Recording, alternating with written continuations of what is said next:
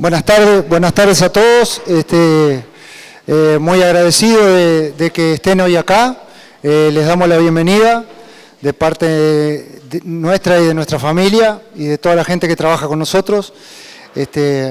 Agradezco a toda esa gente que ha venido desde lejos, que ha venido a acompañar, que han venido a comprar algún toro y que han venido a disfrutar de la charla del doctor Prando, que la verdad que es una manera de juntarnos todos y de que esto no solo sea una venta de toros, sino que sea algo más. Yo le voy a dejar la palabra a Guillermo para que lo presente al doctor Prando y ya vamos a dar inicio a la charla. Muchas gracias, José Duvalde. Buenas tardes a todos, a quienes no saludé. Para mí es un gusto poder presentar hoy al doctor Alberto Prando. Alberto es médico veterinario de la Facultad de Veterinaria de la Universidad Nacional de La Plata. Obtuvo su PhD en Ciencias Veterinarias de la Universidad Nacional de La Plata también. Es a su vez profesor asociado de la Cátedra de Producción Bovina. Es coordinador del curso de producción de bovinos de carne, coordinador del curso de selección y juzgamiento de bovinos, es responsable del servicio de control de procesos para cabañas bovinas de la Facultad de Ciencias Veterinarias de La Plata, es director y codirector de tesis doctorales y a su vez es asesor genético en la actividad privada especializados en bovinos de carne. Pero ante todo quiero decir que Alberto, además de distinguirme con su amistad, es un apasionado de las vacas, así que estoy seguro que vamos a disfrutar de la charla en la tarde de hoy. Alberto. Bueno, muchísimas gracias a José y a Guillermo que hicieron posible mi presencia acá. Y a partir de ahora les propongo que compartamos la charla. Que va a tener que ver con lo que es la selección genética para rodeos de cría. Y yo una cosa que quiero dejar planteado antes de empezar. Si alguien quiere hacer una pregunta mientras estoy hablando, no me molesta que me interrumpan. Es bueno que no sea un simple monólogo de mi parte y que por ahí compartamos experiencias o dudas o lo que fuere. Bien. No me quiero demorar porque sé que después viene el remate y es algo fundamental para la cabaña y para José en particular. Así que vamos a empezar ya con lo que es la charla en sí misma. ¿Cuál es el objetivo de los sistemas de cría, de los rodeos de cría? No tenemos nunca que dejar de lado que el objetivo principal de los rodeos de cría es producir la mayor cantidad de kilos de terneros de destete. Los terneros de destete es la base de la entrada económica de los sistemas de cría. Si no hay terneros, el productor lo más posible que empiece a teclear desde el punto de vista económico, porque de ahí sale la renta, es decir, lo que él va a utilizar para vivir, para subsistir como persona en el día a día y la rentabilidad de la empresa. Y al mismo tiempo es importante que empecemos a trabajar en lo que es la producción de kilogramos de ternero de destete, principal producto de los rodeos de cría, en relación a la unidad de superficie para nuestros sistemas. Los de ustedes, los nuestros en Argentina, nos manejamos por producción por kilos de ternero, en este caso por hectárea. ¿Cuáles son los recursos disponibles que vamos a tener, que menciono acá? El forraje, el pasto. ¿Y cuál es normalmente el principal recurso forrajero de la cría? En la Argentina, en Uruguay, en Brasil, en Australia o en Estados Unidos, el pastizal natural. Entonces, tenemos que orientar nuestro trabajo en el día a día, en la genética, por supuesto, en la nutrición, etcétera, en maximizar esos recursos que son básicamente el campo natural o pastizal natural, como les guste decirles. Entonces, la fórmula más básica que habitualmente se utiliza al analizar cómo anda un campo físicamente desde el punto de vista del ejercicio es a partir de los kilogramos de ternero destetados en un ciclo al momento del destete de su madre, más por supuesto los kilos de vacas de refugo, eventualmente algún toro de refugo, todos esos kilos dividido la unidad de superficie del campo. Ahí es donde vamos a tener lo mínimo como para decir si anduvimos bien o anduvimos mal. Entonces, para resumir al menos esta introducción, lograr estas cosas va a contribuir a la sustentabilidad de la empresa ganadera, en este caso criadora, en el tiempo, es decir, económicamente y en el tiempo. Esa empresa no se va a fundir, va a seguir existiendo como tal. El cabañero que produce toros y enmarcado en lo que es genética para sistemas de cría, en este caso José, debe estar pensando en esos reproductores que van a ser los padres de las madres de su cliente. Nunca se debe salirse de ese foco. Y a la inversa, el cliente, el usuario de una determinada genética, o sea, el criador comercial, deberá ir a buscar a esa cabaña aquellos toros que satisfagan esa necesidad de generar madres. Entonces, en América del Sur tenemos el 24% de la ganadería mundial. Estamos los 4 países del Mercosur y estamos abasteciendo a nivel mundial el 20% de la demanda de carne bovina. Como decía hace un ratito, todos tenemos como principal fuente de alimentación los recursos forrajeros, pastizal natural en primera instancia y pasturas sembradas en segundo lugar.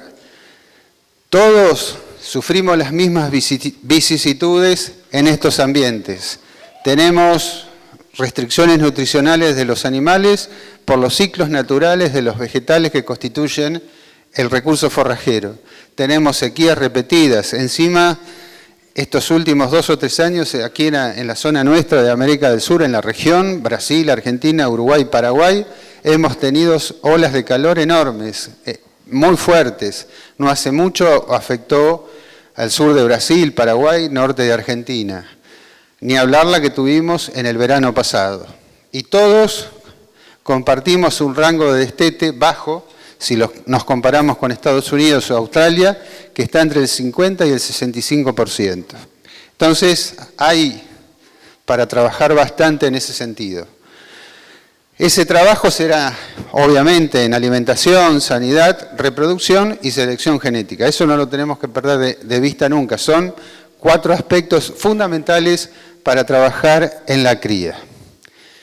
Fíjense, esto es un ejemplo de un sistema de cría en la provincia de La Pampa que tiene un ambiente durísimo, basado en el monte, donde la vaca se tiene que alimentar en ese sistema. Hoy día estamos en pleno servicio, en una pequeña ventanita de tiempo que arranca alrededor del 15 de septiembre hasta el 15 de diciembre. Después se termina el pasto, se seca todo y no hay más pasto prácticamente durante todo el año, el cual está debajo del monte. Es una situación extrema, que puede ser cualquier otra de nuestros sistemas criadores.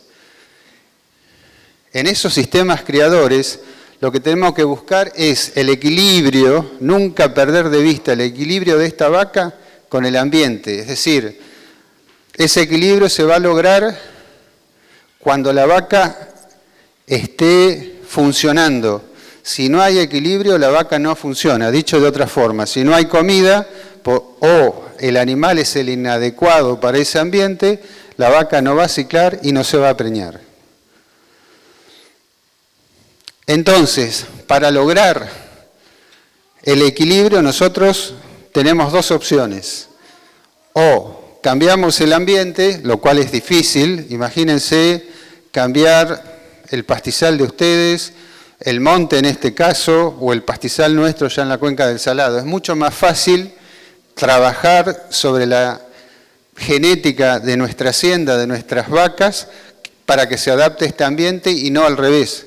Económicamente es mucho más viable y operativamente es más realista y más viable. Entonces tenemos que buscar un tipo de hacienda, un tipo de animal que se adecue a esa demanda que nos impone el ambiente.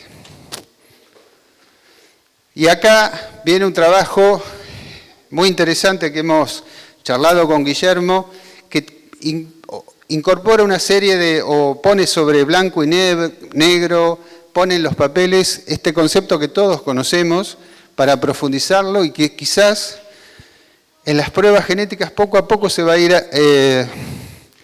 ir trabajando. Los lecheros ya lo están haciendo, siempre están a años luz de nosotros los ganaderos. Y fíjense, hay un plano, como dice el autor, donde se empiezan a mezclar aspectos como la reproducción, el manejo o el uso, mejor dicho, de la alimentación, el comportamiento de los animales, la salud de los animales, que van a interactuar entre sí y van a impactar sobre cada una de las vacas. Y la respuesta que tenga esta vaca frente a estas imposiciones que le vienen de afuera va a determinar cuánto o menos robusta es. Robusta en el sentido de resistencia, capacidad de adaptarse a las situaciones que se le van planteando. Piensen en una cosa, en el verano pasado que sufrimos todos en el Mercosur, la ola de calor. Imagínense esas vacas que tenían que andar en el campo con la ola de calor encima, cómo se adaptaron a ellas. Fíjense este gráfico. Imagínense que esta fuera la ola de calor o cualquier otra contingencia que las pone a prueba. Hay vacas que no pueden soportar eso, desaparecen del sistema, se van o se mueren o se tienen que ir, el productor las tiene que vender. Otras que logran pasar, tienen una cría, llega otra perturbación, cualquiera fuere, otro problema que deben enfrentar, no lo pueden soportar y se van, se mueren o hay que refugarlas. Otras vacas producen una cría, viene otra perturbación, genera algún cambio que también obliga al productor a sacárselas de encima, porque es una vaca que no produce.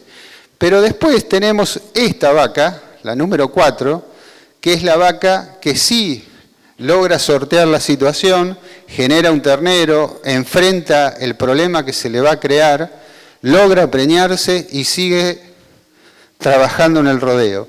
Precisamente la idea es que podamos tener este tipo de vacas en los rodeos de cría para que esos rodeos funcionen y para que tengan perdurabilidad en el tiempo.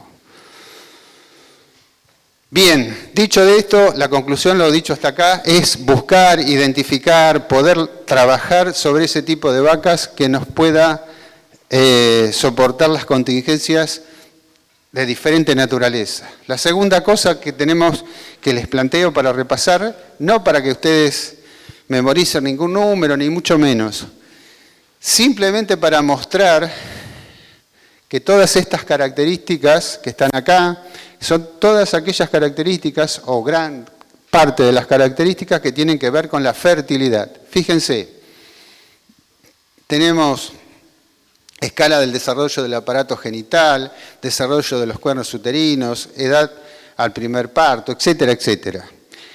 Todas estas características tienen, en términos generales, una baja heredabilidad, es decir, tienen poca probabilidad que se manifiesten de una generación a la otra. Para que sea de media a alta heredabilidad tendríamos que tener un valor de 0,40 para arriba. Y en general, todas tienen valores más bajos. ¿Qué quiere decir?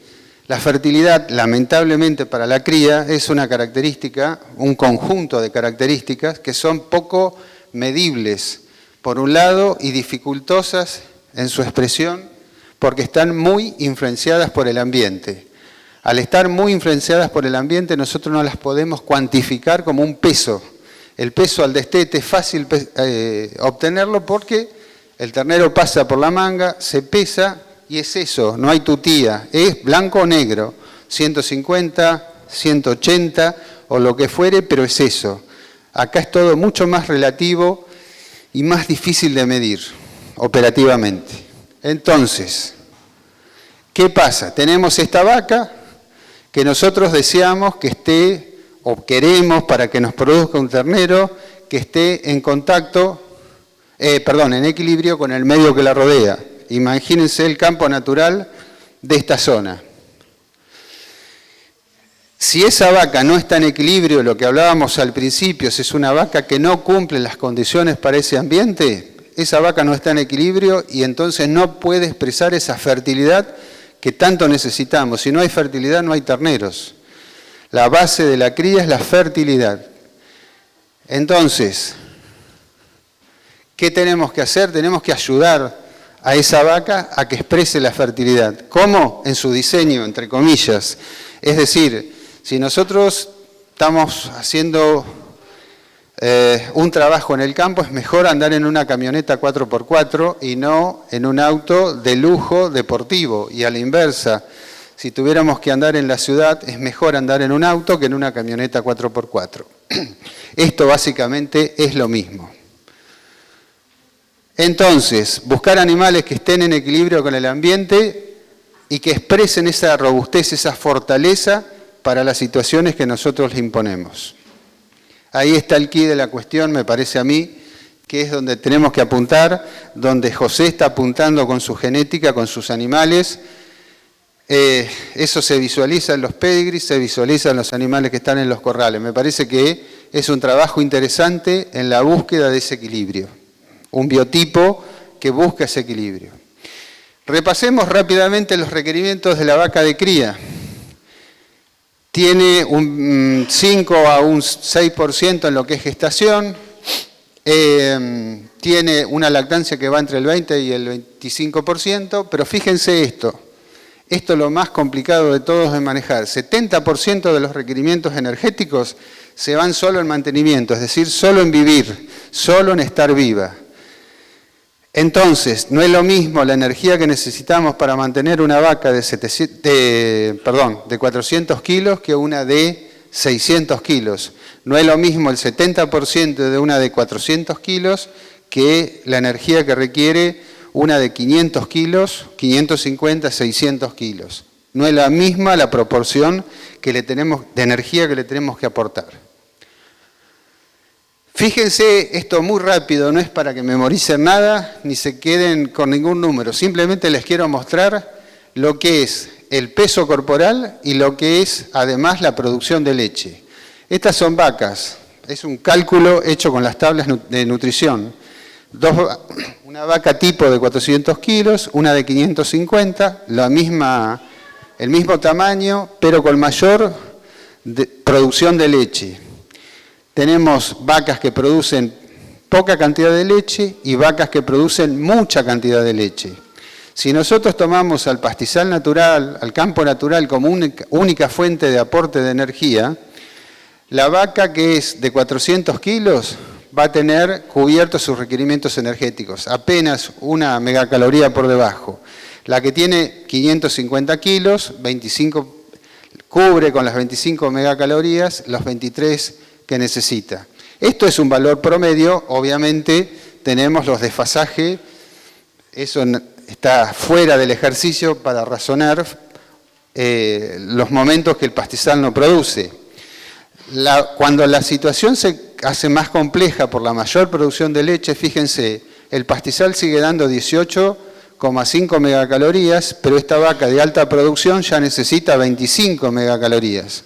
Y esta que necesita que el pastizal le aporta 25 megacalorías, está requiriendo 29. Ahí ya nos fuimos al diablo con el equilibrio. La vaca se salió, mejor dicho, de ese equilibrio que nosotros buscábamos. Nosotros queríamos que la vaca estuviera en equilibrio con el ambiente y acá la sacamos porque aumentamos el tamaño y aumentamos la producción de leche. Entonces, lo que tenemos que pensar en la selección genética es adaptación al ambiente, básico, fundamental, es la piedra angular de la selección genética para la cría pastoril. ¿Por qué? Si nosotros logramos la adaptación del ambiente, expresamos la fertilidad y todas las demás cosas que nosotros queremos hacer. Si esa fertilidad se expresa, tenemos terneros, si no, no hay terneros. Si usamos una vaca de 600 kilos en el pastizal natural de esta zona, en la cuenca del Salado o donde sea, no la vamos a preñar tan fácil. Necesitamos aportar comida de afuera, lo cual tiene un costo específico. ¿Cómo podemos hacer eso?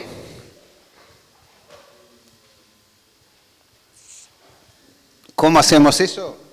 Con evaluación fenotípica de los animales. Esto es válido tanto para la cabaña como para el rodeo general. No se olviden, acá hay mayoría de criadores comerciales, más que cabañeros. No sé, yo no conozco más que a José y a Rodolfo, que está allá por allá atrás, y a Laura, que está por adelante. Después el resto son todos criadores, pienso yo. Entonces, la evaluación fenotípica es para cabaña, pero también para rodeo general. No se olviden nunca.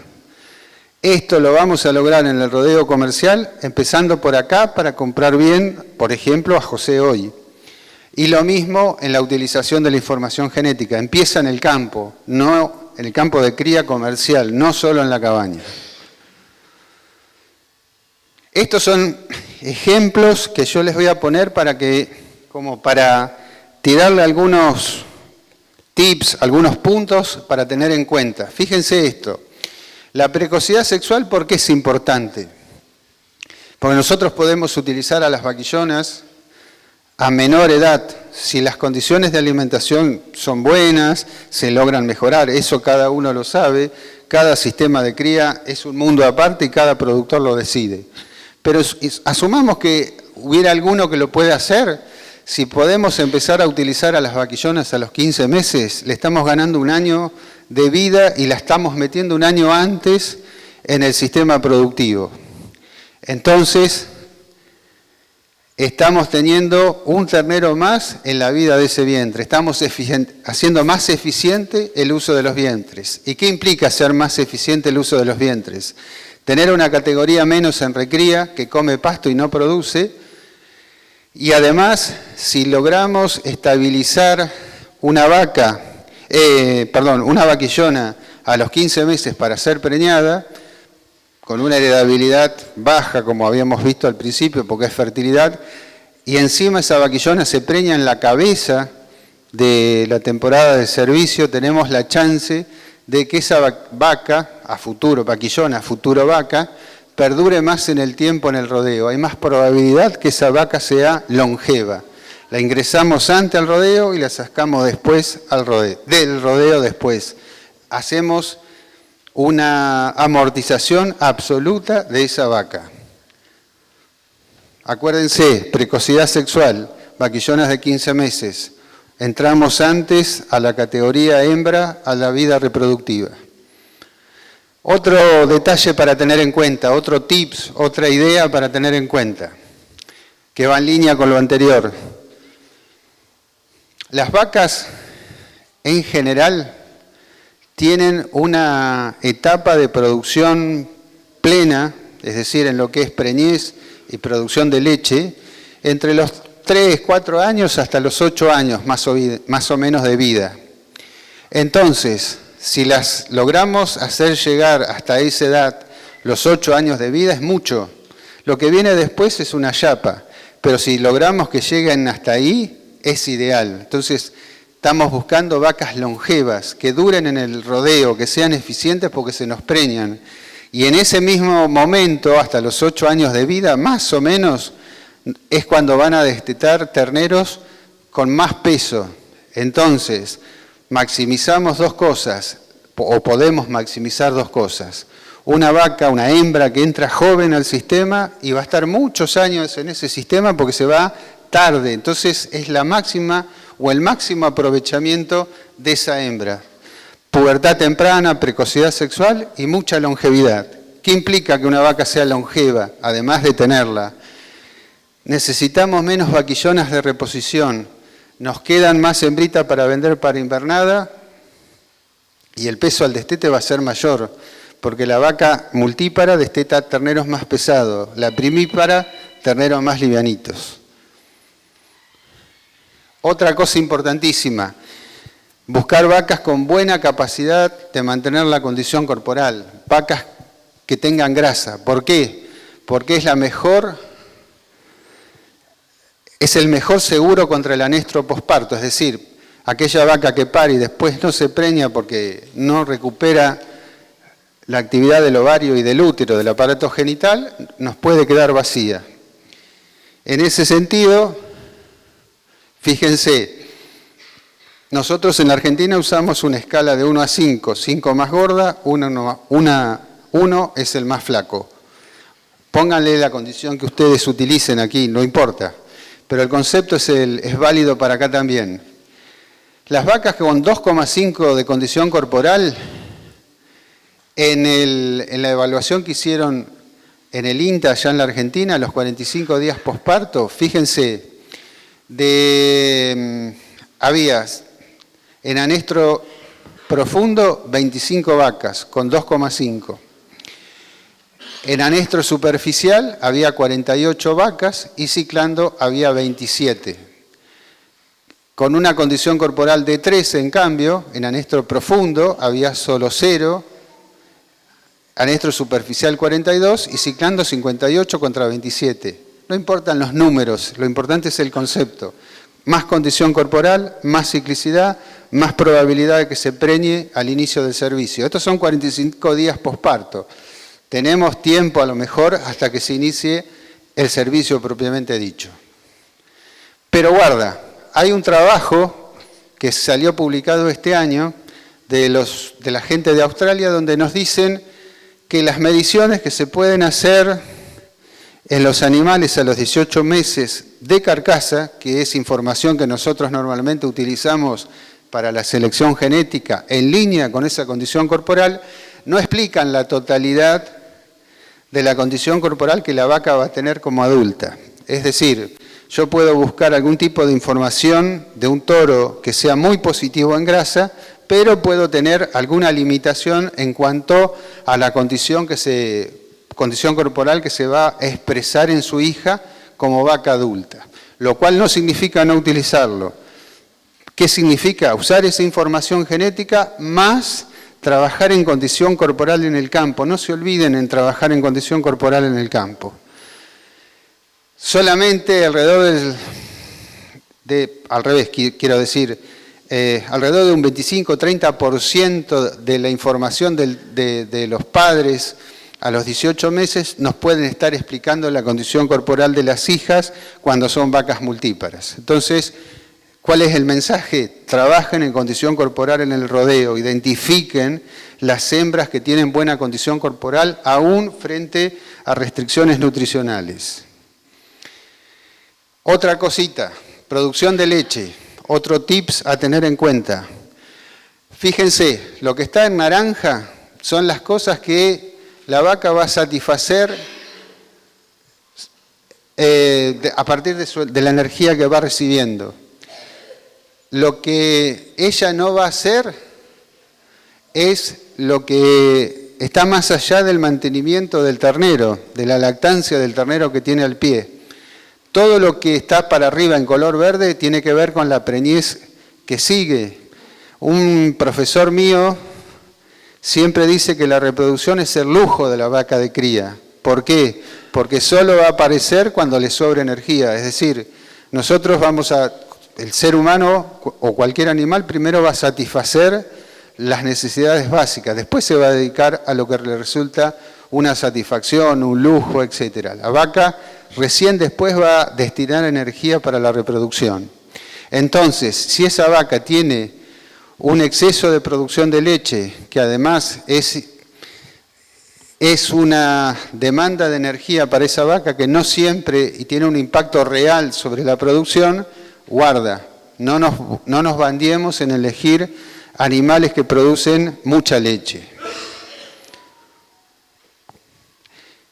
¿Por qué? Porque generamos la posibilidad de que esta vaca entre en anestro, es decir, no manda energía a la reproducción porque la está mandando en la producción de leche, se comporta como una vaca de tambo. Acá unas cositas que les cuento sobre lo que a mí me parece tener en cuenta al momento de la selección genética en los rodeos de cría. Primero, que es barata porque se compra a la pasada al momento de comprar un toro, al momento de comprar pajuelas para cumplir un fin reproductivo. Entonces, la genética va implícita en ese toro o en esa pajuela. No es que tenemos que comprar por un lado los insumos para preñar la vaca y por el otro los insumos para la genética. Segunda cosa, ¿es buena o es mala según cómo la usemos? Es permanente. Si elegimos un toro con alto peso al nacer, que nos genere problemas en las vaquillonas, por decir algo, y todos los años elegimos toros o semen con características similares, se nos va a ir todo al diablo. Pero si lo hacemos bien y elegimos un toro con un tamaño moderado que nos da hijas con tamaño moderado, como es permanente la genética, no se va, estamos haciendo una inversión a largo plazo, a futuro y cimentando bien lo que estamos llevando adelante. La otra cosa es acumulativa, es decir, si todos los años trabajamos en la misma característica del rodeo, lo que vamos a definir en algún punto es, a partir de esa acumulación, ese rodeo va a ser siempre similar en todas sus características, no vamos a tener desvíos. Todos los animales que surjan del rodeo X van a ser todos muy parecidos desde el punto de vista de sus características genéticas, para bien o para mal, la decisión es nuestra. Bien, ¿qué tiene que ver la selección genética con la dinámica del rodeo? Si nosotros buscamos vacas que se preñan en cabeza de parición, no importa la fecha de servicio, cada zona tiene su propia, cada región tiene su propia época de servicio, aspiramos a tener en teoría una distribución así de la aparición, 60% en el primer mes de parición, un 20% en el segundo y un 10% en el último mes de parición. Entonces, la fecha de preñez nos determina la edad del ternero al momento del destete. Si el ternero es más pesado al momento del destete porque es más viejo, entre comillas, tuvo tiempo de crecer más, es una cosa favorable porque son más kilos de ternero que estamos vendiendo, es lo que decíamos al principio. Entonces, es importante, acá este ejemplo está hecho con un servicio de 3 meses, octubre, noviembre, diciembre, pónganle la fecha que quieran. El 1 de octubre, esa es la fecha que fue concebido, el ternero que se va a vender en el mes de marzo con 202 kilos y el ternero que fue concebido el 31 de diciembre se va a destetar en marzo con 143 kilos. ¿Por qué? Simplemente porque tuvo más tiempo de crecer. Entonces, si nosotros trabajamos con vacas que se preñan en cabeza de aparición, vamos a inducir esto, que paran acá, que paran en el primer mes de parición. El resultado va a ser un ternero más pesado. Y no tenemos que hacer ninguna cosa rara, ni crib feeding, ni cruzamientos, ni nada por el estilo. ¿Qué tenemos que hacer? Sí, que la vaca esté ciclando para que se preñe en el primer mes de servicio. Entonces, demos otro paso más.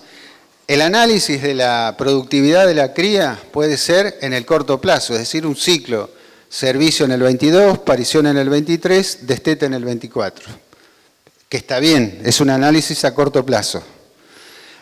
Acá tenemos que ver fundamentalmente con el porcentaje de preñez, de parición y de destete. Ahora, si vamos a la sustentabilidad del sistema cría, si vamos a ver cuánto nos dura ese sistema, tenemos que analizar varios ciclos productivos.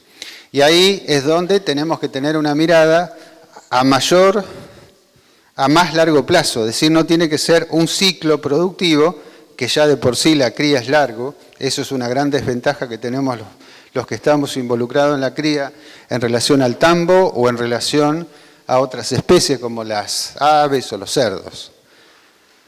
Entonces, no tenemos que perder nunca lo que en esta mirada a largo plazo de lo que es la productividad, kilos producidos por unidad de superficie.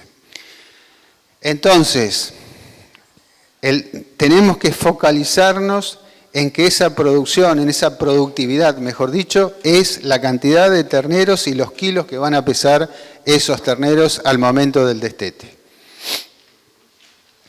Y yo les propongo, y rápidamente para no extenderme, repasar, lo que es, a mi criterio, la selección genética para la cría pastoril. Es un enfoque, les propongo que hagan un enfoque integral. Es por lo menos como lo veo yo, como lo hago en mi actividad profesional. Cuando digo integral, me refiero a estas tres cosas que hay que tener en cuenta que van a redundar en la productividad del sistema. Fertilidad, precocidad sexual y longevidad. Obviamente las tres están interconectadas entre sí. Fertilidad es la capacidad de dejar descendencia, tan simple como eso. Necesitamos que las vacas se preñen para que nos dejen un ternero, que es la base del sistema cría. Con eso se logra ganar plata, en síntesis. Entonces, la fertilidad no solo tiene que ser de la vaca, también tenemos que saber elegir bien los toros. Y tiene que ser una característica genética que esté genéticamente determinada en las vacas y en los toros, pero nosotros también debemos ayudar a que se exprese. Lo que decíamos recién, si no se expresa no tiene ningún sentido trabajar en fertilidad. Y gran parte del trabajo de la selección genética en cría es más que es poder lograr la expresión de esa fertilidad. Si yo elijo una vaca que no puede mantener la condición corporal cuando en invierno no hay comida, no nos sirve de nada. No podemos lograr que se preñe porque no puede expresar su fertilidad.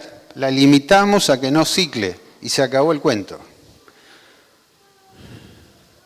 Precocidad sexual es la capacidad de poder iniciar tempranamente la vida reproductiva y está condicionada por la pubertad temprana. Esto tiene que ver básicamente con la generación o la posibilidad, mejor dicho, de incorporar a las vaquillonas a la vida reproductiva a los 15 meses. Es un concepto, sobre todo para las cabañas, también tener en cuenta, en los rodeos de cría comercial es más complejo, desde luego, pero en las cabañas el uso de 15 meses en macho y hembra es una oportunidad interesante para trabajar en este sentido. Y esto, acuérdense, va en línea con la longevidad, es decir, si a nosotros nos dura una vaca productivamente en el rodeo y la podemos amortizar bien teniéndola durante 5 o 6 servicios, o sea, una vaca que tiene 8 años aproximadamente, es una vaca que realmente ha sido eficiente, está adaptada y nos está produciendo en tiempo y forma. Además de eso, volvemos a lo que decía al principio, si juntamos estas dos cosas, estamos logrando que ese mismo animal lo entramos a trabajar a 15 meses, o sea, le sacamos un ternero chiquito, a corta edad la hembra esa, y la tenemos mucho más tiempo, es decir, es la máxima expresión de la utilización de una vaca en el rodeo de cría. Por eso estas tres cosas me parecen que son los pilares de la selección genética en la cría. ¿Cómo llevo adelante la selección en mi forma de ver? Que a lo mejor obviamente tengo errores o tengo diferencias con otros colegas que tienen otros criterios y son tan válidos como los míos. Esta es una propuesta más de protocolo, es decir, cómo hago secuencialmente el trabajo.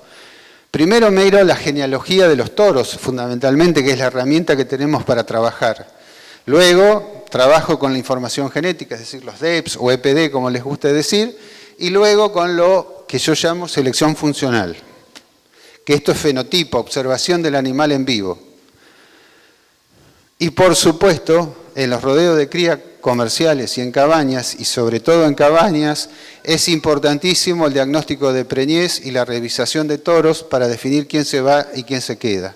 Las vacas vacías o los toros, que no es problema clínico, eso es una cuestión, una contingencia que no voy a decir nada, pero aquellos toros que por alguna cuestión de conformación, de falta de fertilidad se tengan que ir, bueno, es el momento ideal para refugar lo que no sirve y dejar lo que sirve. La genealogía, ¿por qué es importante? Porque nos va a dar una idea de los animales con los que estamos trabajando y cuán consistentes o no consistentes son. Es decir, cuánta posibilidad tengo de que yo al utilizarlo me vaya para cualquier lado. Guarda con los toros de exposición. Los toros de exposición que son campeones muchas veces son no consistentes desde el punto de vista genético, es decir, combinan distintas líneas o se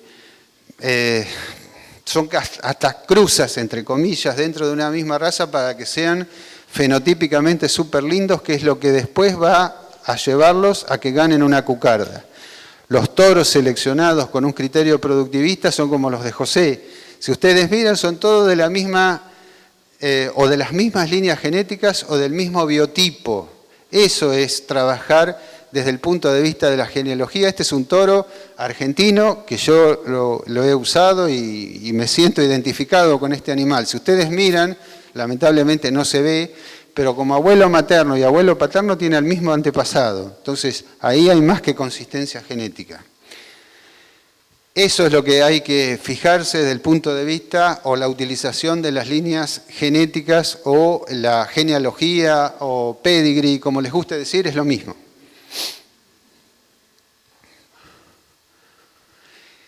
La otra cosa que uso son los EPDs o DEPs o EBBs en el caso de otras pruebas. No importa la prueba que estén utilizando, pero sí les propongo algo. Depende de la prueba, no todas son iguales. Hay pruebas que tienen, evaluada esta, la de ustedes, la uruguaya de la raza Angus, que tienen características que tienen que ver directamente con la fertilidad y otras que ayudan a la expresión de la fertilidad que hablábamos recién. Fíjense, con rojo está la circunferencia escrotal. Es una característica, un carácter propio de la fertilidad, vinculado a la fertilidad. Cuanto más alta la circunferencia escrotal, mejor. Más espermatozoides, mayor fertilidad global del rodeo.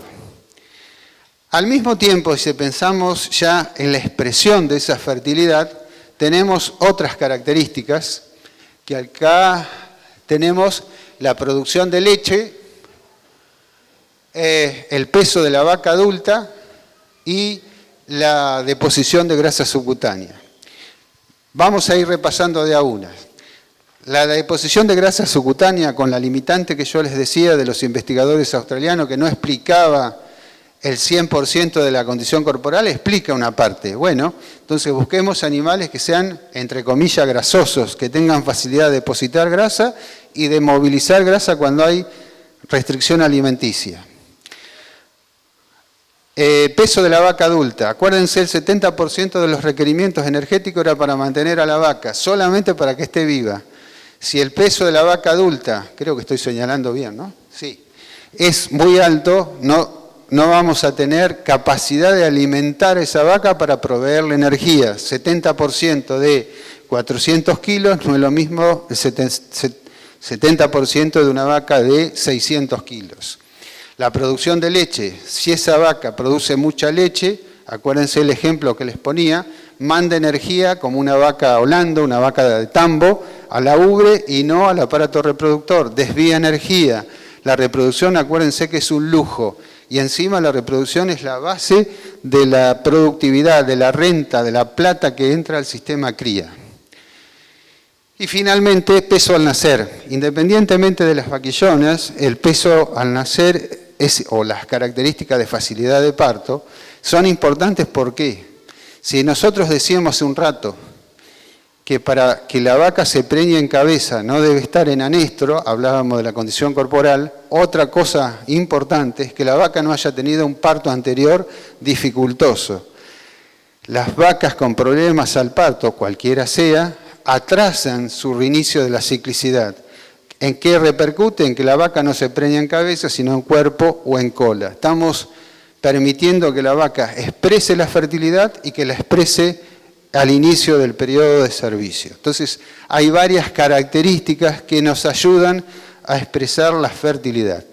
Y ahí simplemente les pongo, a mi criterio, yo no estoy acostumbrado a utilizar esta prueba, pero me pareció, buscando en los percentiles, es decir, en las características, en la ubicación en la prueba, cuáles serían los porcentajes que yo utilizaría al momento de la selección de un toro padre, por ejemplo.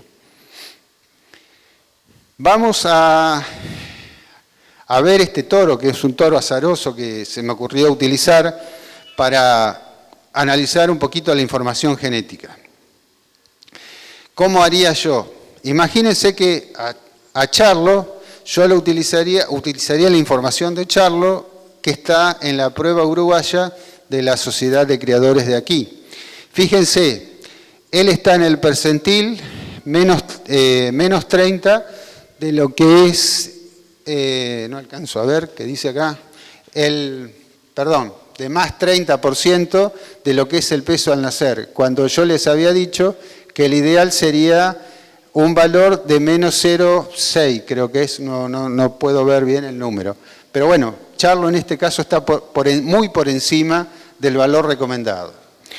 En lo que es leche, también Charlos se nos sale de la propuesta que yo les hago para elegir a este toro o no en función de la producción de leche. Se nos dispara y está en el 20% cuando nosotros queremos que esté más por debajo. En lo que es el peso de la vaca adulta, también es un toro grande, está en el 50%. Y nosotros, o mi propuesta, es que esté en el 15%. Esto pensando en un rodeo de cría con mucha limitación en lo que es la alimentación. Orientado al tipo de hacienda que hace José. Los toros que van a salir a venta en un rato, precisamente son en estas características mucho más adecuados que lo que es Charlo. En lo que es circunferencia escrotal está muy bien, está en el 1%. Y yo había propuesto el 1% también en cuanto, no el 1%, sino el DEPS o EPD ideal. Y lo mismo en el que está muy bien ubicado en el caso de lo que es la deposición de grasa. Ese sería el razonamiento que yo haría para trabajar o para utilizar la información genética disponible de la prueba genética de Uruguay. Después, por supuesto, todas las pruebas tienen sus características. Hay algunas que contribuyen con ciertos EBBs o DEPs que tienen que ver con muchas otras características que complementan, que ayudan a esto que habíamos visto recién. Amplifican nada más, pero el razonamiento es el mismo. Acá hay una serie de DEPs, no los voy a detallar para no perder tiempo, pero lo que sí quiero que se lleven el mensaje que existen EBBs o DEPs para fertilidad, para precocidad sexual y para longevidad. Obviamente para los de fertilidad tenemos cosas más puntuales en lo que es precocidad y en lo que es longevidad, salvo algunas pruebas muy particulares, hay que buscar aquella información que nos ayude a la expresión tanto de la precocidad como de la longevidad. Les voy a contar brevemente, este es el establecimiento que tiene la Universidad de La Plata. Este rodeo fue seleccionado con una prueba genética que es Breedplant, es lo mismo en cuanto al razonamiento y los objetivos de selección planteados en él fueron alta fertilidad, tamaño moderado por lo que decíamos de los requerimientos, facilidad de partos, facilidad de engrasamiento y funcionalidad. Y crecimiento de carcasa porque nosotros habíamos empezado en la universidad con el engorde de los animales. Pero fíjense que esto está en el último renglón de este listado. Yo les propongo que hagan hincapié en estos. Y acá hay un análisis donde podemos ver distintos ítems. El primero es el porcentaje de preñez, donde tenemos porcentajes altos, salvo en este año, que fue el 2008, que fue el de la sequía muy grande que tuvimos. Y fíjense, la carga animal nuestra la expresamos en equivalente vaca y anduvimos rondando siempre entre 1 y pico, o casi 1 como en esta etapa. Y lo que es más importante, estos son los kilos de carne o kilos producidos, no vendidos, porque acá hay a lo mejor algún animal que no se vendió en el mismo momento, pero son los kilos que producimos en el sistema, que fueron de 135, 150, 166, 136 o 123, un poco en línea con las contingencias climáticas, pero siempre por encima de 100 cuando el promedio de la cuenca del Salado, donde está el campo, son 70 kilos por hectárea. Esto trabajando durante 10 años aproximadamente, todos los años haciendo lo mismo desde el punto de vista genético y maximizando la producción del sistema. ¿Qué quiero decir con esto? No importa las características, pero si nos proponemos trabajar, se puede. Es posible. Y no importa si es cabaña o es rodeo comercial, eso no importa. El cabañero tendrá una función y unas herramientas, el criador tendrá otras herramientas, pero se puede hacer. Bien, y la selección funcional, que es lo último que vamos a ver, es aquella selección que nosotros hacemos desde lo fenotípico y del comportamiento que nos va a permitir que los animales expresen su fertilidad y también su vida útil y su potencial productivo. Y para esto quizás es lo que toca más de cerca a los criadores comerciales, en el sentido de que por ahí no hace falta tener ningún tipo de programa genético específico, me refiero ni registros, ni planillas puntuales, pero sí se puede hacer con mucha facilidad porque es observar a los animales en el campo.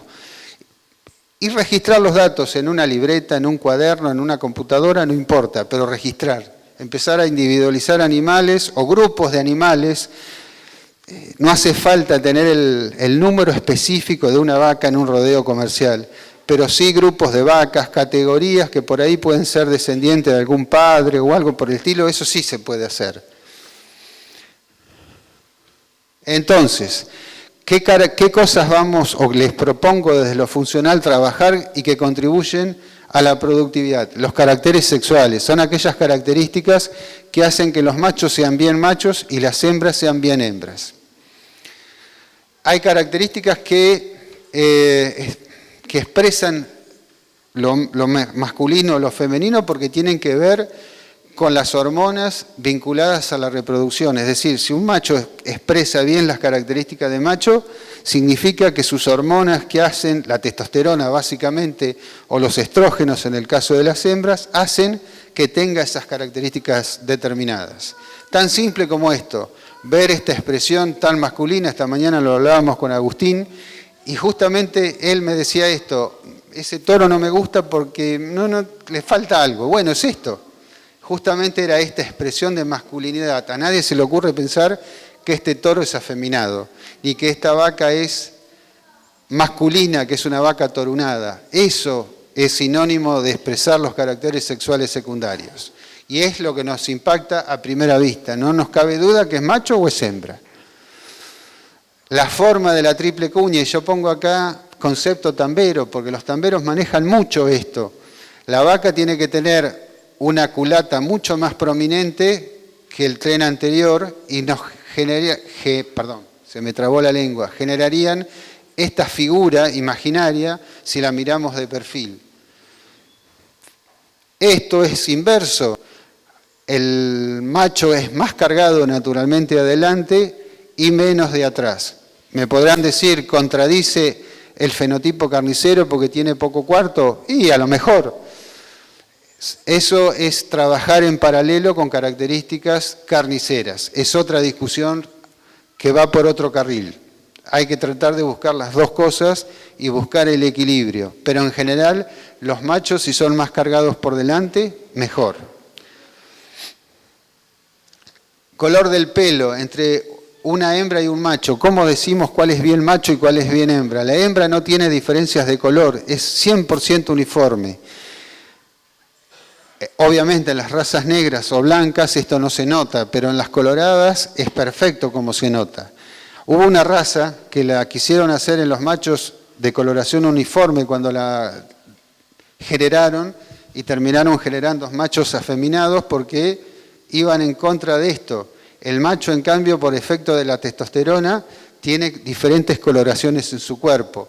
Más claro en la parrilla costal, en la parte de arriba, y con áreas más oscuras en los cuartos, en el vientre, en la parte baja de la parrilla costal, en el cuarto delantero y en la cabeza. Eso es típico. Un macho bien puesto con la testosterona a full es esto. Si vemos esto, dudemos.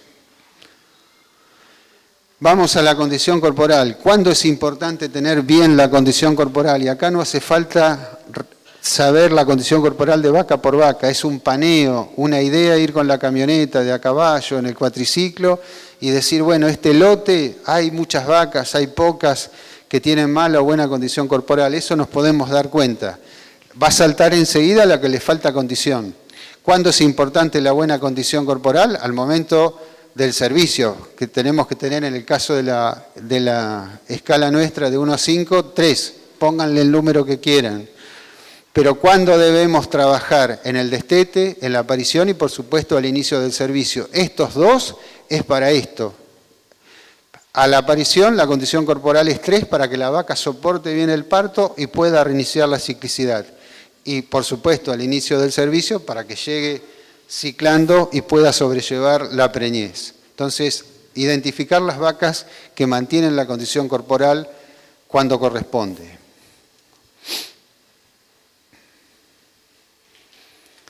Esto es un carácter de resiliencia, es decir, tiene que ver con el equilibrio con el ambiente, con la fortaleza.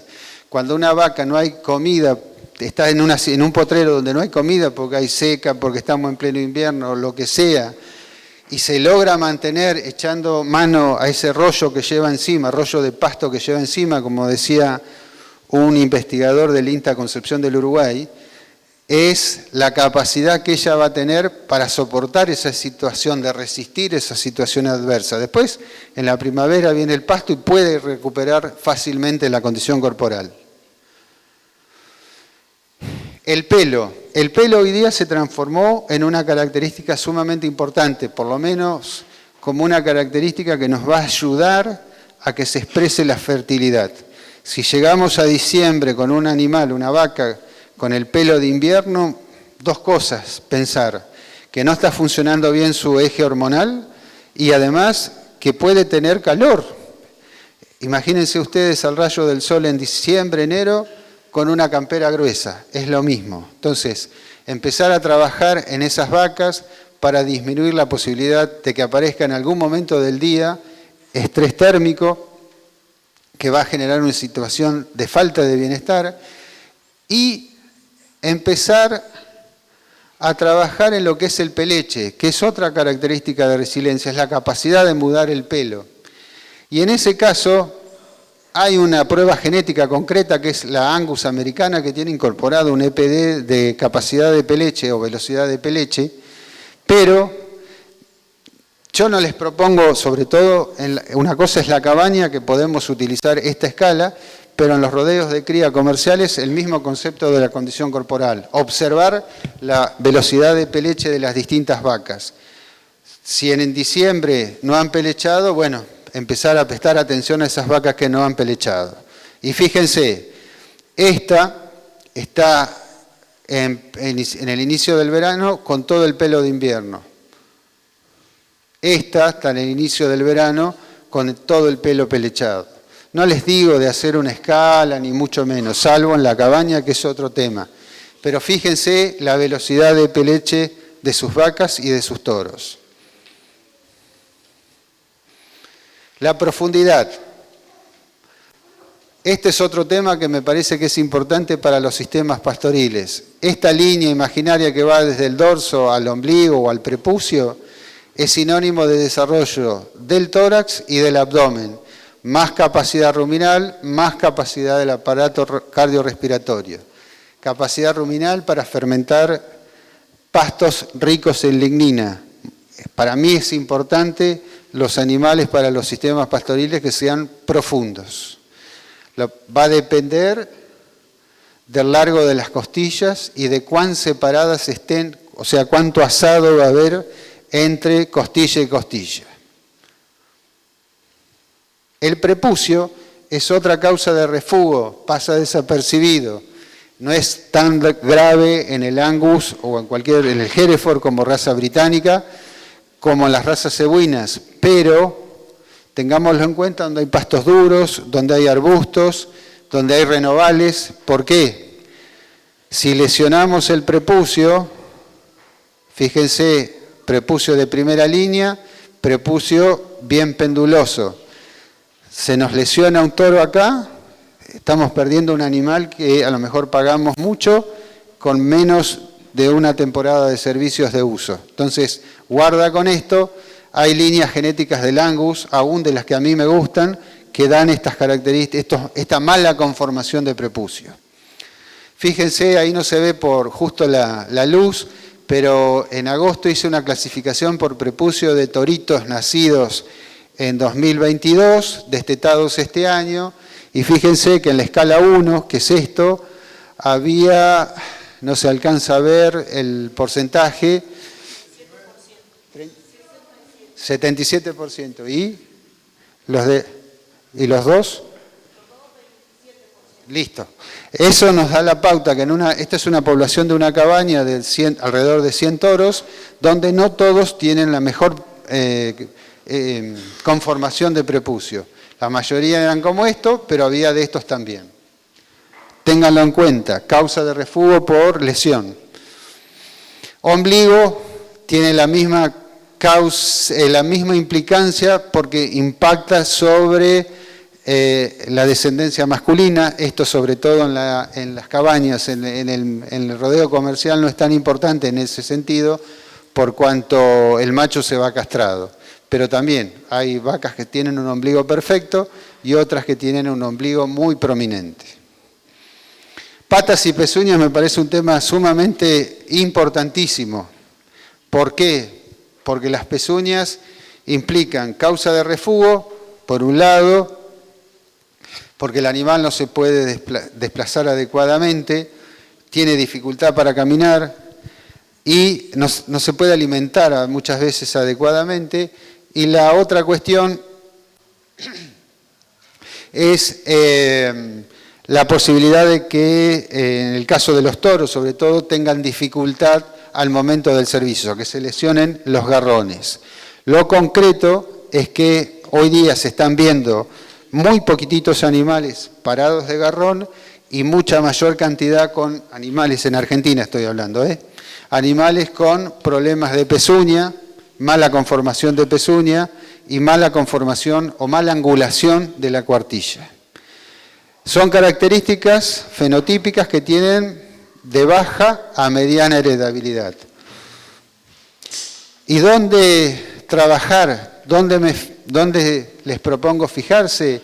En la apertura de los garrones, en el tipo de pezuña, es decir, si es más o menos abierta, si termina en pinzas, y ahí no sé si se alcanza a ver, pero las características de los talones de las pezuñas. Si el animal es muy bajito de pezuña, no desgasta las puntas, la parte de acá, y termina en zapato chino o pezuña chapinuda, como les guste decir. Es una cosa que en Argentina ha empezado a aparecer. De hecho, la Asociación de Angus lanzó este año un DEPS para esa característica, y ni hablar en Estados Unidos y en Australia para la raza Angus. Esto no es lo mismo. Para las cabañas importantes es importante que sepan que existe una escala y que se puede utilizar, pero estos son los ejemplos que le doy de pezuñas normales en cuanto a su apertura y pezuñas extremadamente cerradas. Un talón normal en esta figura y un talón muy bajito en este caso. Esta es la pezuña que predispone a la aparición de las chapinudas. La angulación a este nivel de la cuartilla, lo que lleva para adelante la pata, lo aleja de la línea de plomada, lo cual nos determina la mala conformación del ángulo de la pata visto de lateral. Y por supuesto la mayor o menor apertura de los garrones. Estas son características fáciles de identificar y que son importantes aún a nivel de los rodeos de cría porque van en contra de la longevidad, ya que a veces hay que refugar vacas por pezuñas chapinudas, por ejemplo. Esta es la misma cabaña donde hice la evaluación de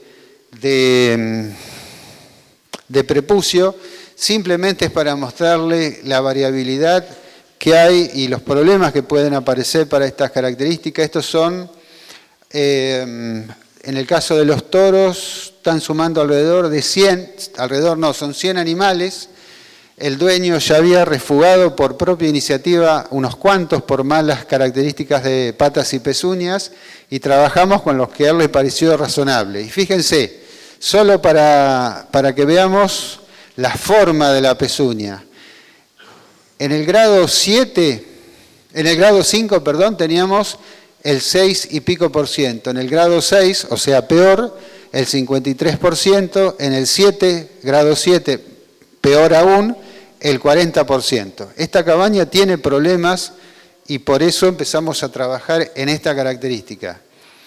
¿Qué quiero decir? Tengan cuidado a la hora de comprar los toros padres y en los campos comerciales, fíjense, no dejen de mirar, observen, analicen un poquitito, que no cuesta nada porque es solo mirar.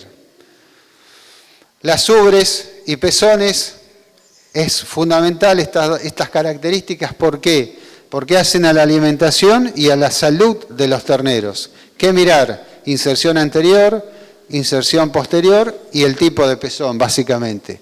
Pezones grandes impiden el buen calostrado de los terneros al nacimiento. Dificultad de la inserción es sinónimo de desprendimiento de ubre.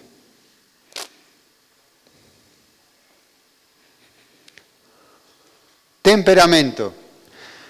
El temperamento es la última de las características, no, la penúltima que voy a hablar, que tiene que ver con cómo se comportan los animales frente al hombre precisamente.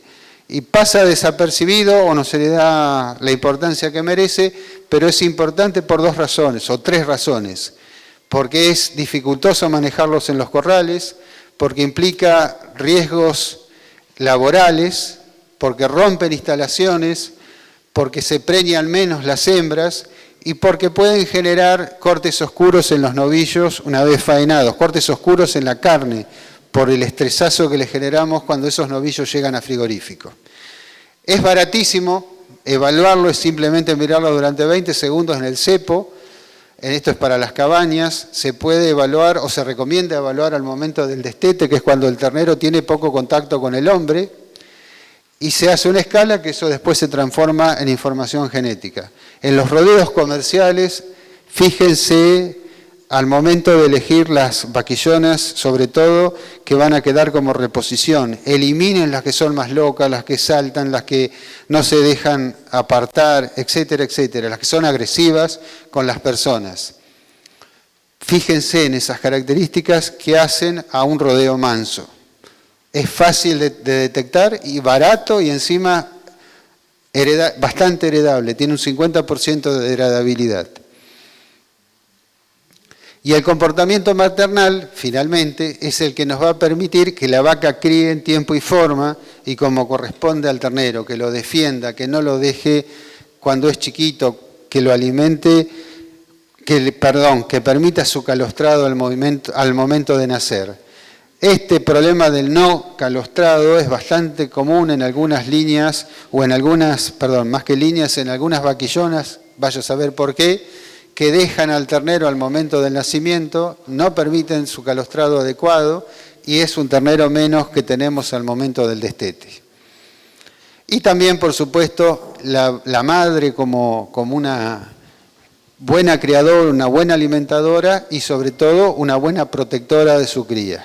Ese es un comportamiento maternal a tener en cuenta. Hay lugares donde se tiene más en cuenta, por ejemplo, en las zonas de monte, porque enseñan a ramonear, o he visto en algún lugar de Santa Cruz de la Sierra, allá en Bolivia, en rodeos muy grandes de la raza Brahman, donde las vacas nodrizas criaban a los terneros de las otras cuando se iban intercalando al momento de alimentarse. Esas son cosas muy interesantes en cuanto al comportamiento maternal, que pasa desapercibido. Conclusiones, para redondear. La selección genética para la cría pastoril tiene que ser equilibrada, no podemos trabajar solo en alguna característica. Imagínense que se nos ocurre trabajar solo en conformación de patas o en circunferencia escrotal. No, tenemos que abarcar todas las características posibles, sin fanatismo, sin ser talibanes de nada y con un enfoque integral. Tener siempre como objetivo la productividad del sistema y la sustentabilidad de la empresa. No olvidarnos nunca que lo que estamos generando son kilos de terneros que van a impactar sobre la productividad. trabajar sobre los 3 pilares que yo les proponía: fertilidad, precocidad sexual y longevidad. No descartar la genealogía, complementarla con la información genética e incluir la funcionalidad o selección por funcionalidad. Y algo fundamental para la cría, que es lo más complicado de hacer, es tener persistencia, ser tesonero en el tiempo, porque es difícil, por un lado, autoconvencerse de no salirse de eso, sobre todo en las cabañas, cuando es la hija de o el hijo de que tiene algún defecto y que lo deberíamos refugar, pero lo dejamos porque es la hija de, y sobre todo cuando queda vacío algún servicio, y porque los ciclos de la cría y del bovino en general son largos. Tenemos muchos años hasta que empezamos a visualizar los objetivos que nos propusimos, ¿no? Así que muchísimas gracias y si alguien quiere preguntar, a disposición.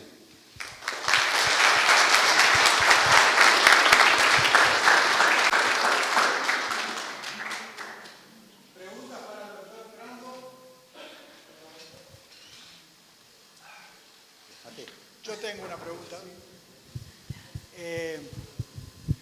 Muchas gracias por la presentación, Alberto, magnífica, muchas gracias, muy buena. Nosotros estamos viendo, en función de la información que venimos relevando, algunos datos muy controversiales sobre el valor de la circunferencia escrotal de los padres sobre la preñez de las hijas. Si bien existen algunos trabajos que asocian circunferencia escrotal con preñez de hijas, hay muchos otros que la asociación es cero. Y parecería que los últimos trabajos publicados van más en este sentido. Yo veo que tú le das importancia, un poco más de profundidad en ese tema, por favor. Yo le doy la importancia básicamente porque hay pruebas que no tienen otra alternativa, otro carácter de fertilidad. Entonces, para evitar el refrán peor es nada, prefiero utilizar algo que tenga que ver con la fertilidad. Por lo menos basándome en esos trabajos que te indican que sí hay asociación. La segunda cosa que tiene que ver con una circunferencia escrotal buena, en el sentido de básico, que un toro produzca buena cantidad de espermatozoides en calidad y cantidad. Y la tercera, que esa va muy de la mano de la evaluación andrológica. Y la tercera cosa, que también es bastante controvertida porque hay trabajos para un lado y para el otro, y tiene que ver mucho con el diseño de esos trabajos, es el tema de la pubertad temprana. Y en ese caso, y vos conocés el rodeo, nosotros en particular, Martín Bonami, que trabaja conmigo en el marco de su tesis doctoral, analizó los datos del rodeo de Alberto Areco de muchos años y la conclusión que se arribó es que cuanto más temprano medís la circunferencia escrotal en el torito, mayor correlación positiva vas a tener con la edad de la pubertad de las hembras. Entonces, si estamos haciendo una selección en una cabaña como si fuera la de Alberto, de los toritos, que él mide la circunferencia escrotal alrededor de los 300 días y a veces las medidas más cercanas al momento del destete, en ese caso es mucho más probable que la circunferencia escrotal de esos toros expliquen la pubertad temprana de su descendencia o de sus colaterales. Cuando empezás a tener otra información vinculada a la fertilidad, como días al parto en el caso de Britplan, ahí ya tenés una herramienta que hace a la dinámica del rodeo que yo decía. No solo que lo ayudás a la expresión de esa fertilidad, sino que tenés una herramienta concreta. Y ni hablar con la preñez de las hijas en la prueba de la American Angus o de la Red Angus, cualquiera de las dos. Por cualquier cosa, claro, Britplan, que es una prueba genética que está presente en Argentina, lo que hace, tiene un DEPS que evalúa lo que se llama días al parto, es decir, mide la cantidad de días que transcurren desde el iniciado del servicio, es decir, el cabañero tiene que declarar cuándo inicia el servicio natural y mide el tiempo que tardan las hembras en preñarse en el servicio natural. Cuanto más rápido lo hacen desde iniciado el servicio, mejor, porque son vacas que van a ser más cabeza de parición. Entonces, cuando ese valor se hace más negativo, porque es menos tiempo que pasa entre que se inicia el servicio y las hembras se preñan, es un valor favorable. Entonces, es una característica que está evaluada en algunas pruebas, en otras no, que era lo que le explicaba a Guillermo recién. ¿Alguna otra pregunta para Alberto?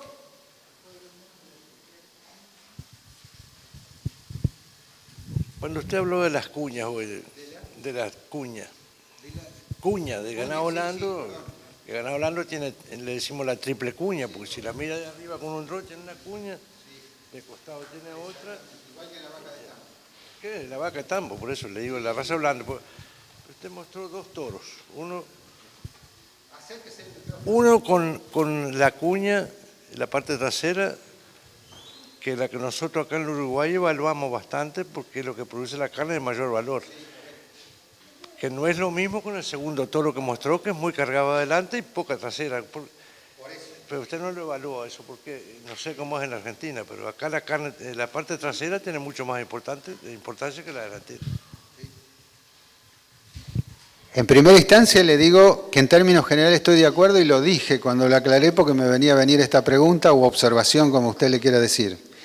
Primero, tenemos que distinguir lo que es fertilidad o la selección por fertilidad pura como tal, y nos olvidamos de todas las otras cosas y nos focalizamos en la preñez de la vaca y en la cantidad de terneros que nacen y destetamos.